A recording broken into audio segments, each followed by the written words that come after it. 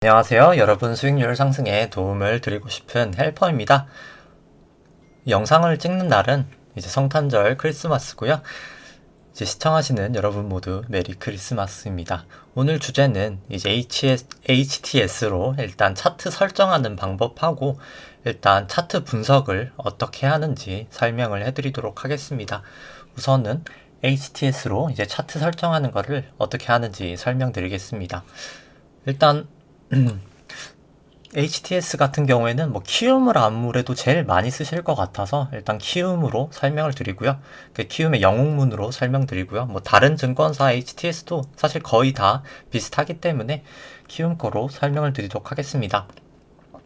이렇게 차트에 뭐 종합 차트나 주식 차트, 뭐 업종 차트, 뭐 선물 옵션 차트, 여러 가지 차트 아무거나 다 상관없고요. 뭐 저 같은 경우에는 코스피 차트를 보여드리기 위해서 우선 지금 업종 차트를 눌러놨습니다.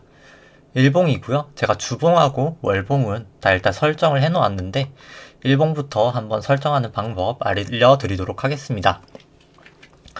우선 현재 같은 경우에는 그냥 차트가 이 가격이 그냥 아무런 어떻게 보면 설정이 안 돼 있는데 이거를 일단 저 같은 경우 로그 차트로 바꿉니다. 일단 로그 차트로 왜 바꾸냐라고 하시면 현재 같은 경우는 로그 차트로 안 바꿨을 때 이 Y축이 보시면은 딱 정확하게 100포인트씩 일정한 간격을 보이고 있습니다. 즉 그냥 이 Y축 모양이 이 높이가 그냥 포인트가 올라간 만큼 올라가는 모습인데요. 만약에 이렇게 로그 차트로 바꾸게 되면 조금 약간 이 간격이 달라지는 걸 보실 수 있습니다. 사실 같은 100포인트인데 약간 간격 높이가 조금 달라지신 걸 보실 수 있을 거예요. 따라서 이게 퍼센트로 이 간격이 나타나는 거거든요. 왜냐면 코스피라는 게 1에서 2를 가면 100% 오른 거지 않습니까? 그런데 뭐 2000에서 2001 가면 매우 조금 올랐었는데 그냥 로그로 안 해버리면은 그게 사실 1포인트가 똑같은 거로 나타나게 됩니다. 따라서 이 주가의 캔들 차트가 퍼센트로 이 높이의 차이가 퍼센트로 나타나기 위해서 일단 로그 차트로 조금 바꿔주시는 게 필요하고요. 키움 같은 경우에는 요 종합을 눌러주시면 나오게 됩니다. 뭐 아니면 다른 차트 같은 건 뭐 여기 설정 이런데 이제 오른쪽 눌러주신 다음에 설정에 들어가도 뭐 Y축, 로그 설정 이런 게 있거든요. 거기서 눌러주시면 되고요.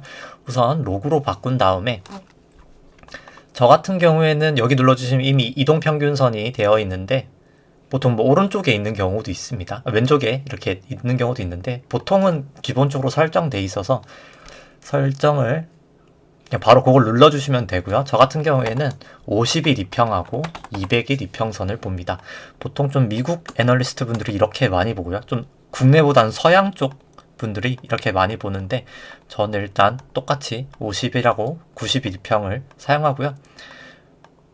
여기 50, 200 눌러주신 다음에 뭐 라인 설정에서도 50, 200 눌러주시고 밑에 거는 다 체크를 해제해 주시면 되고요. 저 같은 경우는 50일 평선은 뭐 검은색을 하는데 이거 뭐 색상은 취향으로 하시면 되고요. 저 같은 경우에는 글씨 크기도 2포인트로 설정을 합니다.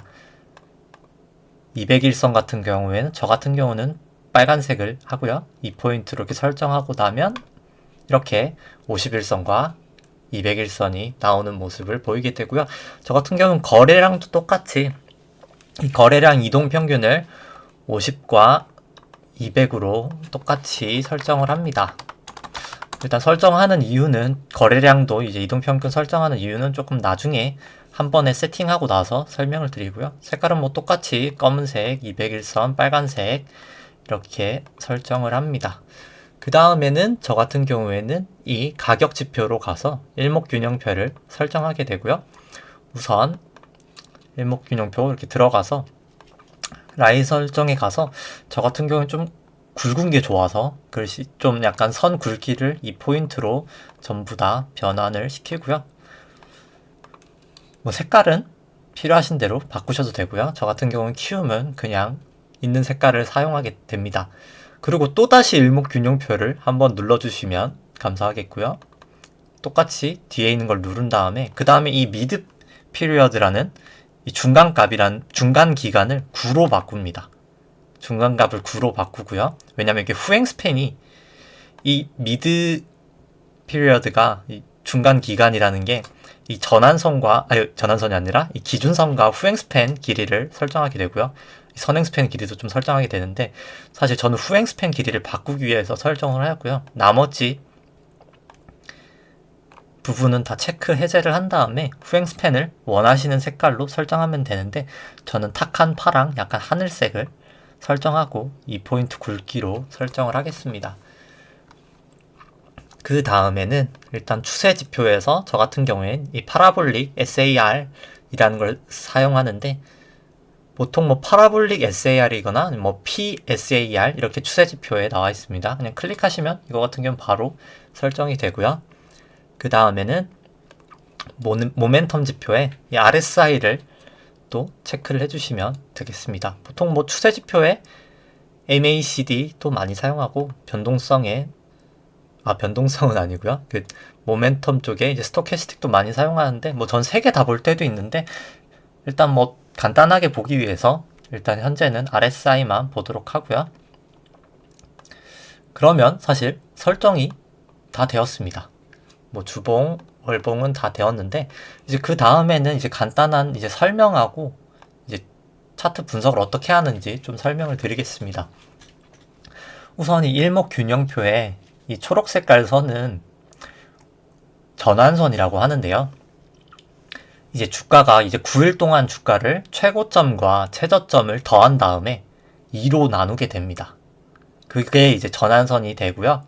일단 이동평균선보다 조금 우수하다고 평가할 수 있는 게, 이동평균선 같은 경우에는 뭐 예를 들어서 50일 이동평균선이면 50일 동안의 주가 움직임을 이제 다 더한 다음에 이제 50으로 나누는 건데, 조금 약간 변동이 느린 단점이 있습니다. 그 대신 이제 균형표에 뭐 전환선이나 기준선은 최고값이랑 최저값을 쓰기 때문에 사실 저가나 고가가 발생하면 바로 좀 빠르게 기민하게 변한다는 장점이 있고요.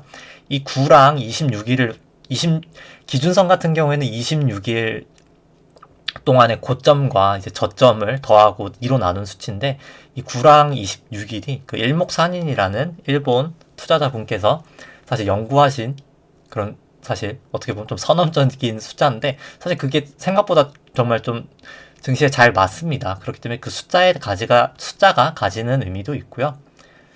그리고 일단 요 연두색이 아니라 이 하늘색 같은 경우는 9일 후행 스팬인데, 사실 9일 후행 스팬을 제가 넣는 거는 이 전환선이 9일 동안의 저가랑 고가를 본다고 했는데, 더해서 이제 2로 나눈다고 했는데, 제가 그 9일 전이 어딘지를 조금 보기 위해서 사실 넣는 부분도 있고요.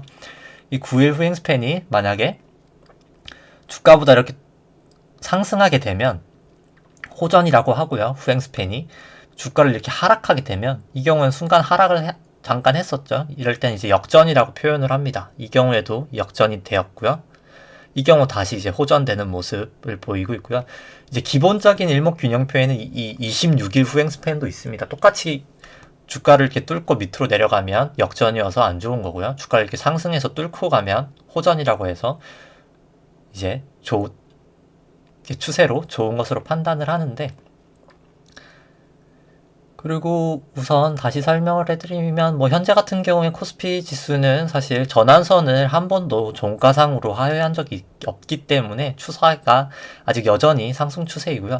사실 증시를 볼 때 가장 중요한 것은 이 기준선입니다. 기준선이 일단 올라가고 있는지 내려가고 있는지 이 방향도 되게 중요하고요. 현재는 11월부터 꾸준히 이제 상승하고 있는 모습을 보이고 있고요. 주가가 이 기준선보다 위에 있냐 낮게 있냐도 되게 중요합니다. 이제 기술적 분석이란 사실 주가의 움직임을 이제 뭐 예언하는 도구는 아니고요. 그냥 주가가 현재 어떤 상황에 있나라고, 그거 상황을 어떻게 보면 조금 분석할 수 있는 도구입니다. 예를 들어서 저희가 어떤 학생이 뭐 좋은 대학을 갈 수 있을까라고 이제 그걸 좀 맞추는 걸 생각해 봤을 때, 이제 머리가 좋고 근데 다만 뭐 좀 컨디션이 안 좋아서 실력이 좀 못 발휘해서 지금 현재는 성적이 좀 안 좋게 나왔던 학생이 있다고 치면은, 이제 머리가 좋다고 하는 거는 어떻게 보면 내재 가치라고 할 수 있고요. 머리가 좋고 나쁨은 뭐 예를 들어서 내재 가치를 할 수 있고, 이 컨디션이 좋은 게 어차피 그 수급의 영향을 받은 이 차트의 모양에 나타난다고 하면, 사실 내재 가치가 좋은 머리가 좋은 학생에다가 제일 좋을 때는 그 학생이 잠깐 일시적인 이유로 인해서 주가가 이제 떨어진 그런 상황을 노리고 사실 투자하는 게 제일 좋은 상황인데요. 그 학생이 사실 상황이 개선이 될 수도 있고 안 될 수도 있지 않습니까? 그러니까 시험 성적이 안 나오게 된 상황이. 그래서 이 추세가 확실히 전환선 기준선 위에 주가가 올라가는 그 학생이 이제 성적이 슬슬 다시 회복하게 되는 그 순간에 투자하기 위한 사실 기법이라고 생각하시면 됩니다. 따라서 제가 차트를 설명드리지만 뭐 내재 가치를 바탕으로 한 기본적 분석도 1차적으로 중요하고요. 그 기본적 분석이 바탕이 된 다음에 이제 추세를 분석하는 차트 분석이 필요합니다. 그래서 다시 차트 분석 얘기로 들어가면 이제 조금 약간 미국식 아메리칸 스타일로 가면은 요거 같은 경우에는 검은색이 아까 말씀드린 50일 이평선이고요. 빨간색 부분이 200일 이평선인데 이거 같은 경우에는 투자를 하실 때 우선 50일 이평이 주가보다 주가가 위에 있냐, 200일 이평보다 주가가 위에 있냐가 50일 이평이 주가보다 위에 있으면 중기적으로 상승 추세, 200일 이평선보다 주가가 상승하고 있으면은 장기적인 상승 추세라고 볼 수 있고요. 일단 50일 이평선과 200일 이평선이 이제 뭐가 더 위에 있냐도 어떻게 보면 장기적인 추세를 결정짓습니다. 50일 이평선이 이렇게 200일 이평선보다 높을 때가 이제 좋은 경우고요. 이제 추세가 상승 추세인 거고요. 이렇게 200일 이평선보다 50일 이평선이 낮을 때가 일단 추세가 하락 추세라는 겁니다. 그래서 이 50일 이평선과 200일 이평선을 바탕으로 투자를 한다면 이 부분에서 안전하게 투자를 하실 수 있었고요. 이동평균선에 아까 제가 단점을 말씀드렸듯이 그냥 단순하게 모든 숫자를 더해서 평균을 하기 때문에 사실 조금 상당히 시그널이 늦게 나온다는 단점이 있습니다. 반면 이제 일목균형표 전환선과 기준선을 사용했을 때는 전환선 위에 주가가 올랐을 때는 이미 3월 25일에 투자를 할 수 있었고요. 이때 일부 매수를 하시고 만약에 주가가 기준선까지 상회하는 4월 6일에 또 일부 매수하실 수 있었고요. 주가랑 전환선과 기준선이 호전되는, 즉 전환선이 기준선보다 위에 있게 되는 게 호전이라고 하는데 이게 좋은 시그널인데 또 호전되는 이때 3차적으로 매수를 하실 수 있었을 것 같습니다. 그럼 1차, 2차, 3차 매수를 하시고 나서는 사실 전환선을 깼던 게 이 부분이었었죠. 이 부분에 사실 1차적으로 수익 실현을 하고 다시 기준선을 종가로 깼던 이 부분에는 정말 기술적으로 매도를 좀 하시는 게 안전했을 것 같고요. 매도를 했지만 다시 그 다음날 주가가 전환선과 기준선을 넘었기 때문에 이때 다시 재매수 하시고 그 다음부터는 또 다시 여기서 기준선을 깼었죠. 이때 매도를 하시고 다시 이렇게 추세적으로 그 다음에도 이렇게 매수를 하시는 게 어떻게 보면 손실 가능성을 가장 줄이고 이렇게 급락할 수 있는 손실 가능성을 줄이고 수익을 극대화하는 방식이라고 생각합니다. 그래서 일봉은 이렇게 투자를 하시면 되고요. 이제 거래량 같은 경우에는 이 검은 게 똑같이 50일 이평선이고 200일이 빨간색이 이제 200일 이평선인데 이 거래량이 현재 지금 50일 이평보다 높냐 낮냐 200일 이평선보다 높냐 낮냐로 판단을 하고요. 보통 이제 거래량이 많을 때 뭐 엘리어트 파동상으로는 보통 이제 3파, 뭐 1파, 5파 이런 상승 파동일 때 올라가는 추세일 때 거래량이 좀 증가하는 모습을 보이고요. 이렇게 조금 주가가 이제 떨어질 때는 오히려 조금 거래량이 상대적으로 그 전에 상승보다는 좀 낮은 모습을 보입니다. 뭐 정점 같은 경우에는 보통 거래량이 급속히 조금 치닫는 경우를 나타내고요. 현재 같은 경우는 일봉상으로는 약간 이 부분에서 조금 거래량이 집중되면서 약간 뭐 주의할 모습은 보이고 있었는데 뭐 아직은 사실 주가가 뭐 전환선 기준선 다 위에 있기 때문에 그냥 주의만 하시는 단계고 추세는 여전히 상승 추세라고 판단이 되고요. RSI 같은 경우에는 뭐 저는 크게 조정을 안 하는데 이렇게 뭐 사실 사실 키움에는 조정을 할 수 있는 게 없네요. 사실 뭐 조금 다른 프로그램은 이제 사실 이 평균하는 걸 이제 사실 조정하는 것도 있는데 뭐 사실 조정을 안 하셔도 되고요. 뭐 저 같은 경우에도 특별히 조정은 하지 않습니다. 이 RSI 뒤에 이게 14라가 나와 있는 게 이제 14일 동안의 주가에 대해서 이제 이거 같은 경우에는 하는데 14일 동안 주가가 만약에 오르기만 하면 100이 나오고요. 주가가 14일 동안 정말 주구장창 내리기만 하면 이제 0이 나오게 됩니다. 그래서 이제 보통 기본적으로 RSI가 30을 하회한 다음에 다시 30을 상회하면 그때 이제 매수하시는 게 보통 기본적인 전략이고요. RSI가 70을 넘었다가 다시 70을 하회하면 그때 이제 매도하시는 게 보통 기본적인 전략입니다. 뭐 따라서 올해 뭐 3월부터 전략을 보시면은 이렇게 RSI가 30을 하회하다가 30을 상회하게 되면 이때 매수를 하시고요. 기준선 그 전환선을 상회했을 때랑 거의 시그널이 비슷하고요.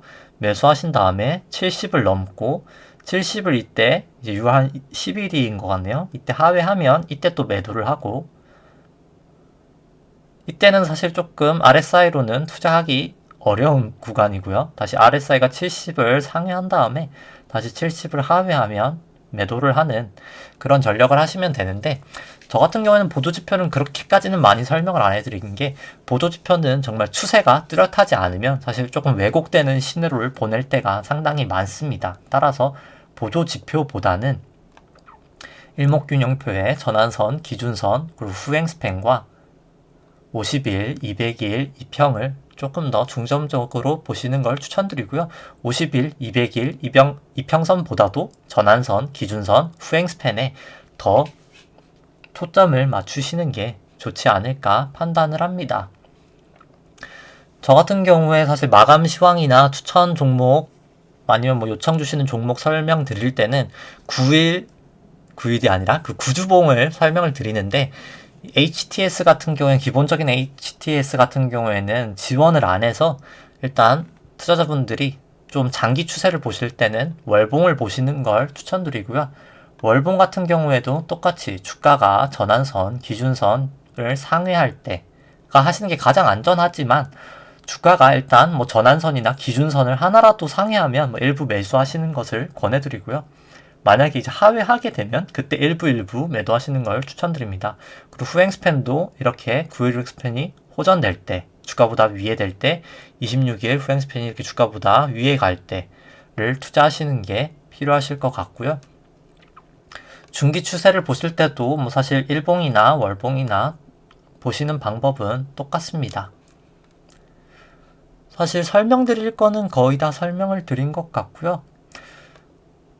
투자하실 때 일단 가장 중요한 것은 단기적인 일봉인 것 같고요. 만약에 조금 긴 시계열로 투자하신다고 하면은 월봉을 보시는 것을 추천을 드립니다. 그리고 조금 당부드리고 싶은 말이 있는데요. 이게 뭐 일봉, 주봉, 월봉, 뭐 예를 들어서 분봉까지 본다고 치면은 사실 어떤 거는 좋은 모습을 나타낼 때가 있고요. 뭐 좋은 추세를 나타낼 때가 있고요. 안 좋은 추세를 나타낼 때가 있는데 예를 들어서 제가 뭐 삼성전자를 샀다고 생각해보죠. 근데 저는 당연히 삼성주가를 샀기 때문에 삼성전자 주가가 오른다고 생각하지 않겠습니까? 그렇기 때문에 예를 들어서 일봉은 차트가 되게 안 좋아 보이는데 월봉상은 되게 좋아 보이는 거예요. 그런 경우에는 사실 일봉을 그냥 무시하고 월봉이 좋기 때문에 그냥 나는 버틴다, 뭐 이렇게 존버한다, 이제 이런 경우가 발생하게 되거든요. 따라서 사실 차트가 하나가 안 좋으면은 보통은 그냥 일봉을 조금 더 중점적으로 보시는 것을 추천합니다. 왜냐면 좀 단기적인 게 어떻게 보면 더 중요하기는 하거든요. 물론 뭐 장기 추세도 중요하지만 결국 대응을 할 때는 뭐 코로나 사태 때도 그렇지만 월봉 같은 경우에는 조금 되게 늦게 시그널이 나오기 때문에 조금 월봉보다는 사실 일봉으로 중점적으로 보시는 것을 권해드립니다. 사실 설명드릴 거는 거의 다 드린 것 같고요. 오늘 방송은 여기까지 하도록 하겠습니다. 이제 좋아요와 구독 눌러주시면 감사하겠습니다.